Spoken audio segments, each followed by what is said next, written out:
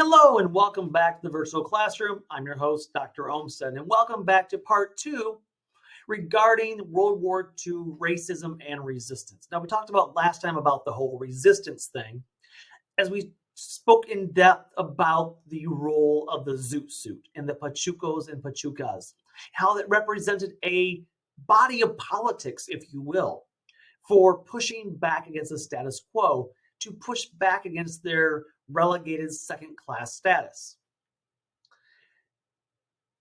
But this is not how it was viewed by the Anglo-American public.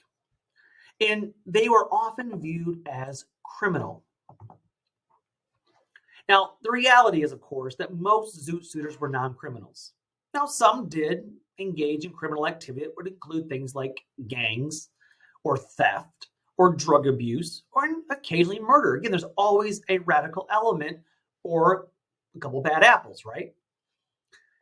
But the criminal elements were a large, huge minority, but were often would receive the greatest attention, as usual. Again, note the similar day to this whole idea of MS-13 gang being viewed as a symbol of all immigrants, of course, amplified by politicians and the media.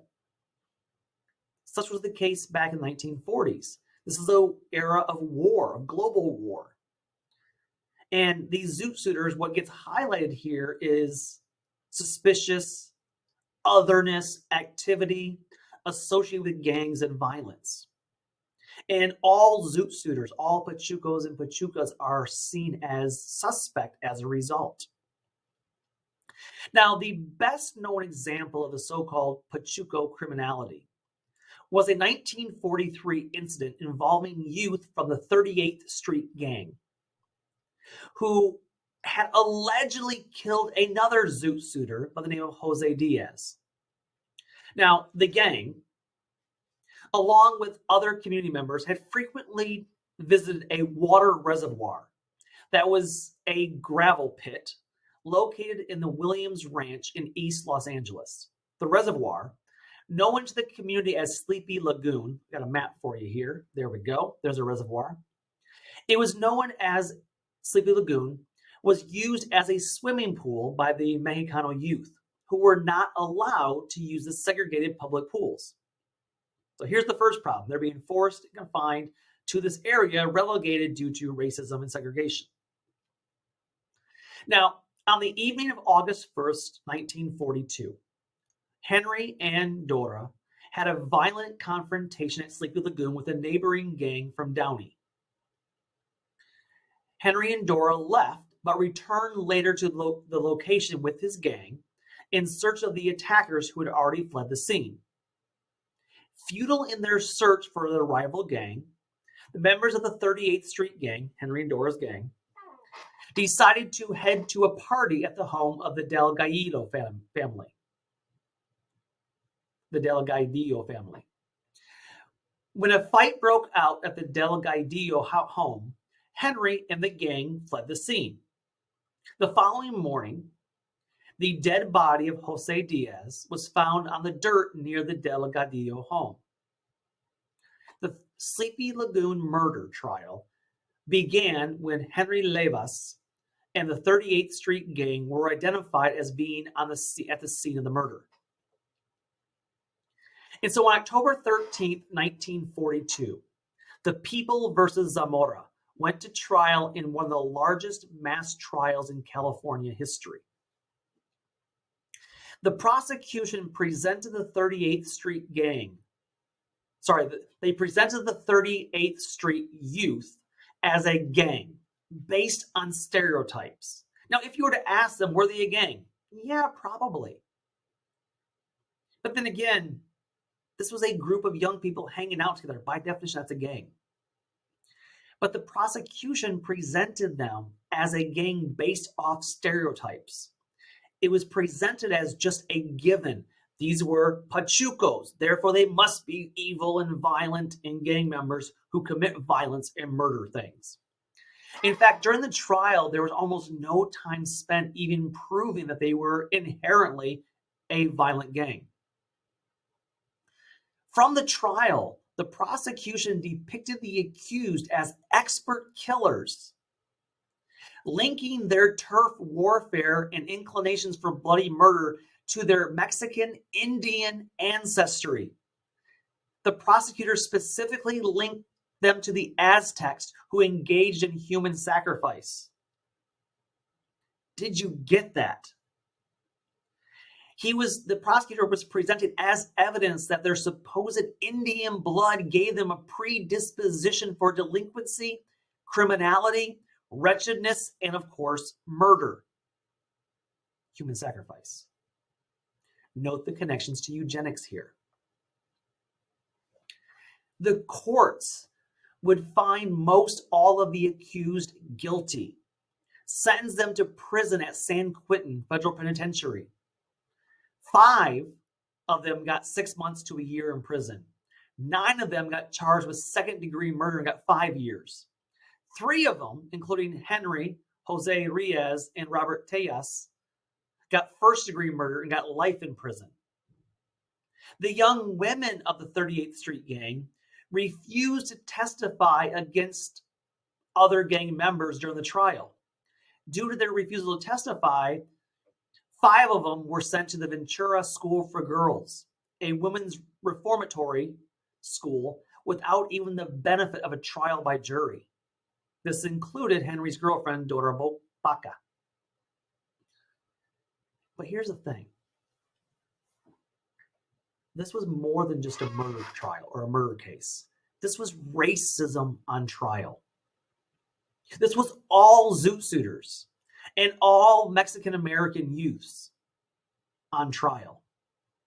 This case was sensationalized. Newspapers began publishing these overly sensationalized headlines to sell newspapers. This is the same type of yellow journalism that was on display back in the Spanish-American War progressive era, now being used against its own citizens. These are Mexican-American youths. The country was watching. The result was Mexican-American youths were cast in a very negative light, seen as criminal, devilish, and dangerous. Most Americans came to believe that all Zoot suiters were murderers. And most people, as a result of the trial, had now supposed evidence to the belief that all Mexicanos had this so-called murderous gene as a result of Aztec blood. But the case didn't end in 1943.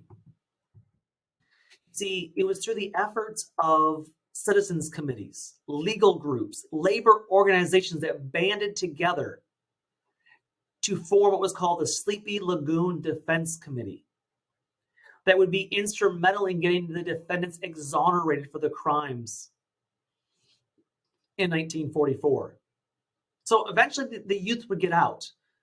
They would be exonerated and ultimately acquitted and released from prison due to the efforts of the Mexican-American community alongside legal groups and labor organizations. They funded new lawyers to defend an appeal that formed the Sleepy Lagoon Defense Committee.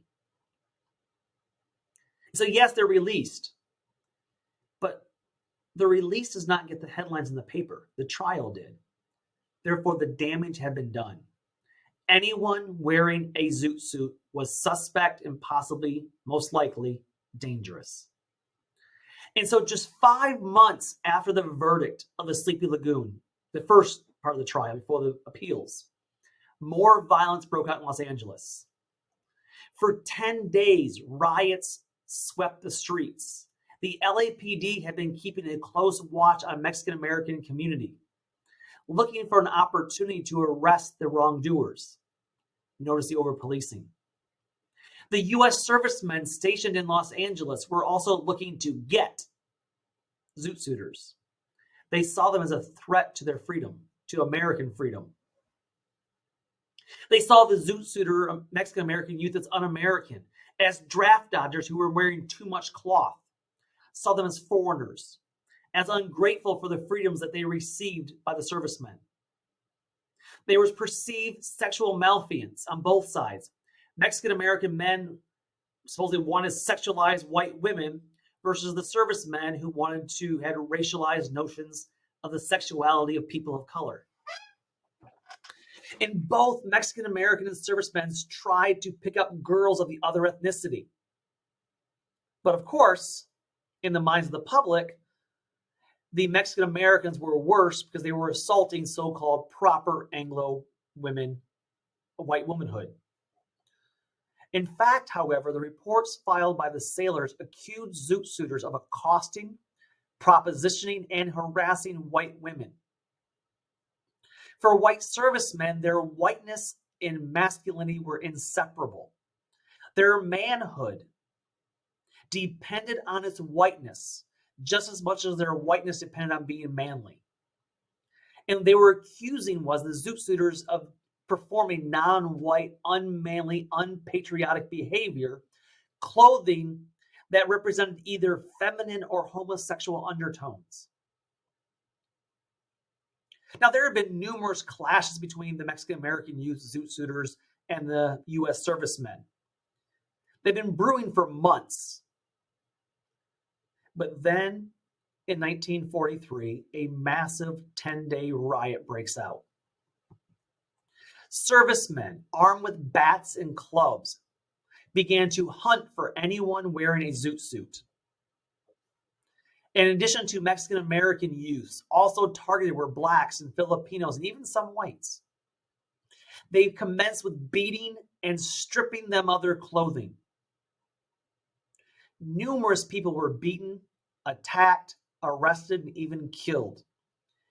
The LAPD began to organize, they called vengeance squads, to assist in the roundup and apprehension of Zoot suitors. Note who's being targeted here. It's not the servicemen, it's the Zoot suitors. They organized these vengeance squads to round up and to team up with the servicemen. They formed task forces organized by servicemen and civilians with the express purpose of trying to apprehend Zoot suitors by over-patrolling Mexican-American neighborhoods, by targeting anyone wearing a Zoot suit. Those who were apprehended were unpantsed. That is, they would be stripped of their clothing, left naked and humiliated. They would have their heads shaved to get rid of that ducktail hairstyle. They were victims of physical assaults reaching into the hundreds. As you see the person stripped naked there. And the thing is, society at large tolerated the violence because most of Anglo-America viewed Mexican Americans in general and Zoot suitors specifically as deserving of this punishment. It saw servicemen in the LAPD as protectors of society from a so-called threatening gang element. The 10-day riot would eventually end when the military commanders declared Los Angeles off limits to servicemen. In hindsight, today most historians see this event as resulting from the need of servicemen to vent off the wartime stresses, resulting from the anxieties about being unable to bring the war in the Pacific to the end. A result of Zoot suitors being easy targets for servicemen to release kind of that testosterone and aggravation. But this riot was more an act of vigilantism by the military men in response to the perceived inability of the LAPD to make tolerable what surely seemed to the rioters as an intolerable state of affairs. That these Mexican-American youths were allowed to, well, dress how they wanted to, try to pick up white women if they wanted to. But the riots themselves became a powerful symbol of wartime prejudice that would continue long past the war. I got a short little video here on the Zoot suit so you can kind of see it in pictures.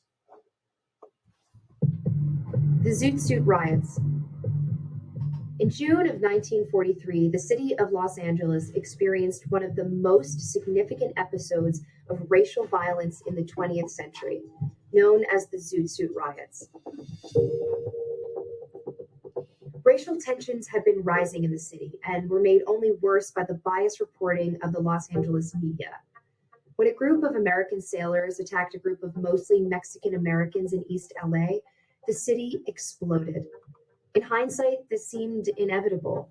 With many young men overseas as a result of World War II, labor in the United States was in short supply. So in 1942, the US government reached a deal with Mexico named the Bracero Program, which allowed some Mexican citizens to move to the US as temporary workers.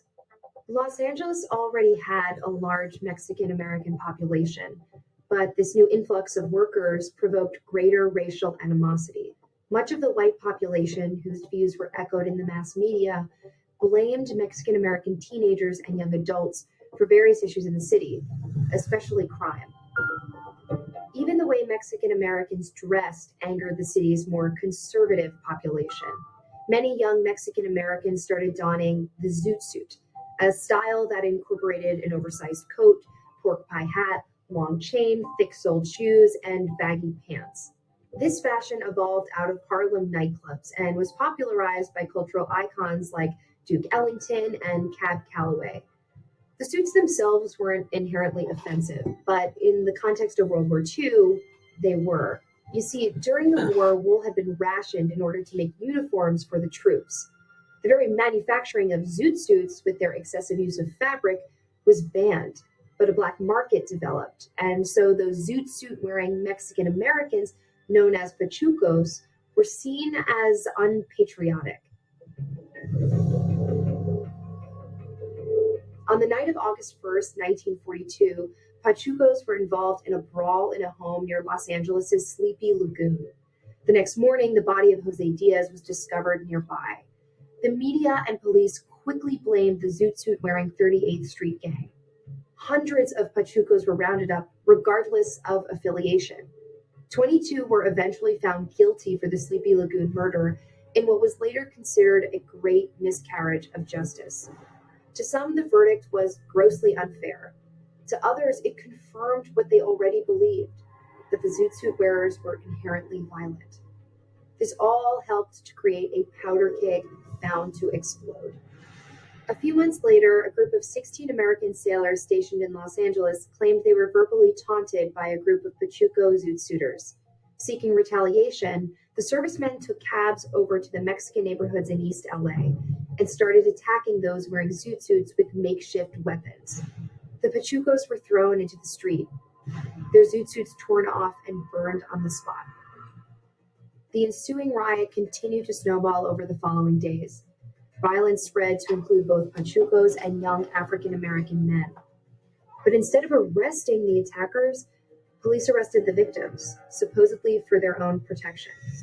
By June 8th, the rioting had become so severe that all military personnel were banned from Los Angeles, and military police were brought in to subdue the attackers.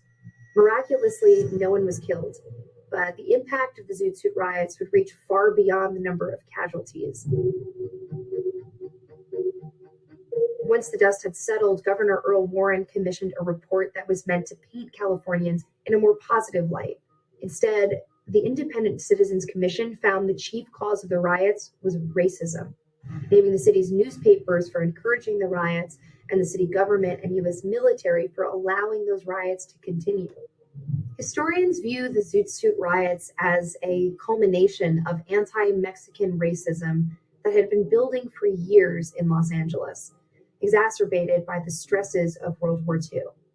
The riots forced the country to face these problems head-on and confront the systemic oppression faced by Mexican Americans in Los Angeles and throughout the country.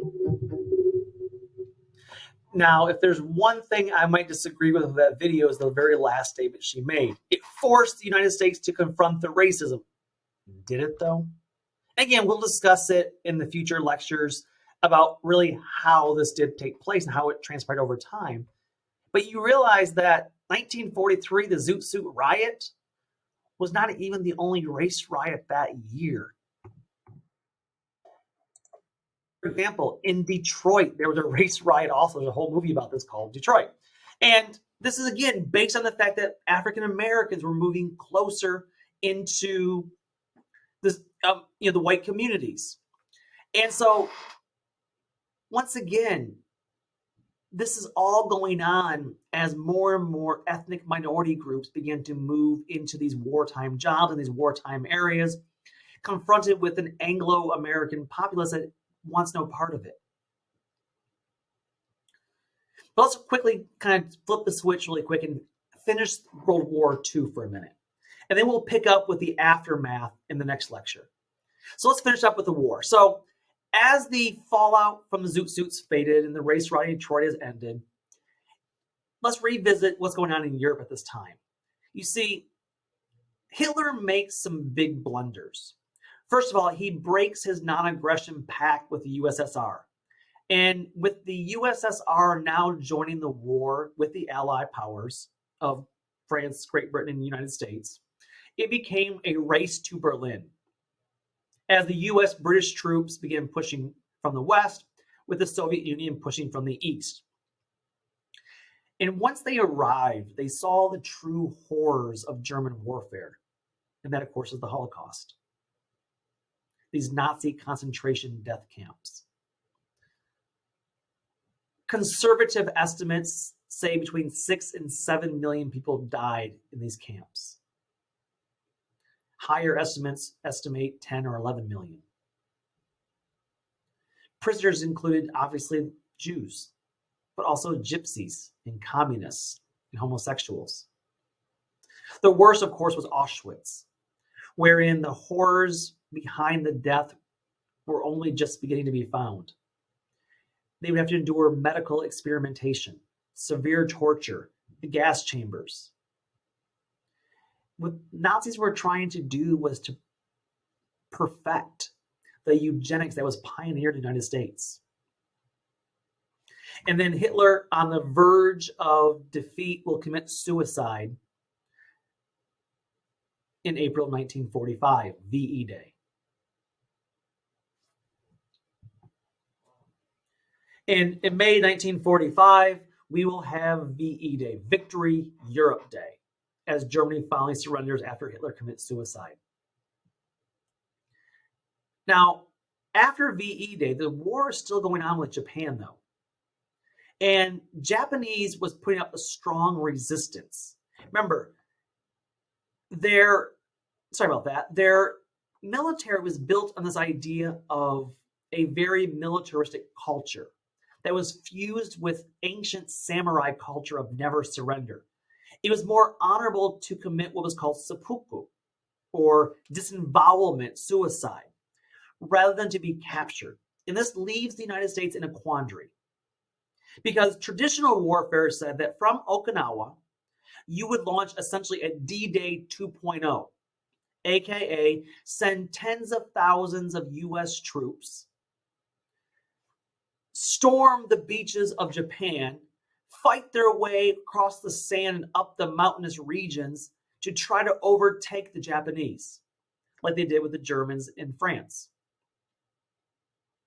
Or B, utilize new technology, aka the atomic bomb.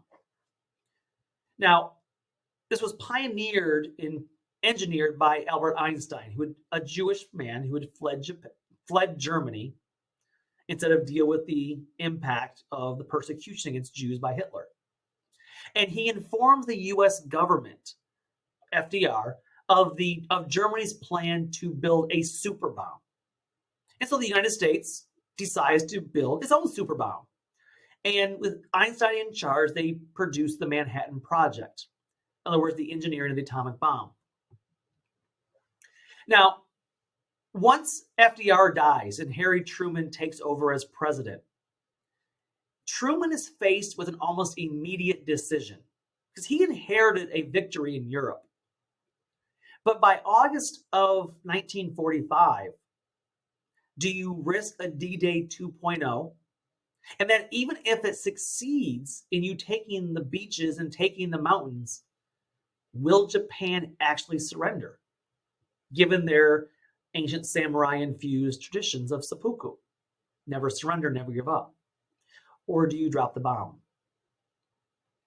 Now, rather than launch a costly invasion, Truman will end up ordering the dropping of the atomic bomb, first on Hiroshima, and then on Nagasaki a couple days later.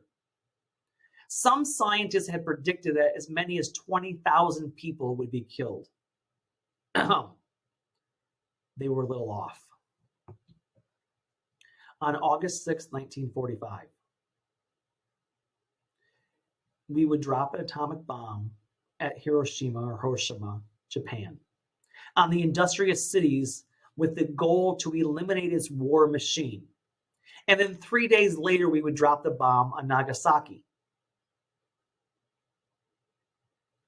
Again, this seemed like a good strategy in the sense of attack their ability to make wartime weapons.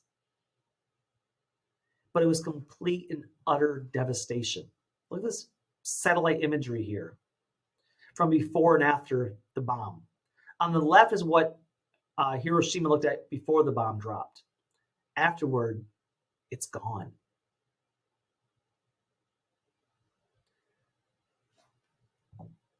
Here's Nagasaki before and after. The buildings, the bridges, it's all gone. And what's more, this wasn't just a military base. These were civilians living here. Women, children, elderly. 4 square miles were instantly incinerated, completely leveled. Upwards of 150,000 people would be killed instantly in Hiroshima. More than 80,000 people in Nagasaki killed instantly. And I hate to say it, but those ones were lucky. Because survivors would wander the streets as the skin began to flake and peel off their bones, as the effects of radiation, burns, and infection set in. World War II ended. It still took until September 2nd for Japan to officially surrender. But at what cost? Truman made the decision to drop the atomic bomb to save American lives, and to that extent, it worked. It saved money, it saved American lives. It also demonstrated the U.S. power. It kept us from relying on the Soviet Union helping us in the Pacific. But now the nuclear genie was out of the bottle. And yes, there are some definite things after the World War II that were positive for us. Yes, the U.S. was now the wealthiest country in the world. It controlled over half the world's manufacturing capabilities. It became a leader in technological advancements. But the Soviets likewise built an atomic bomb. It would set off a nuclear arms race between the U.S. and USSR. It would lead to a Cold War that we'll talk about next time. But World War II also did something else. Yes, this is the atrocities that ensued with the atomic bomb, yes. And we'll talk about the effects of this later as well. But World War II did one more thing that we'll see a legacy of. Is it radicalized racial minority groups, especially African Americans and Mexicanos. That they said, if we're fighting abroad for democracy, then we will come home and fight for civil rights at home. And that's where we turn our attention next time, civil rights. So until then, take care and bye-bye.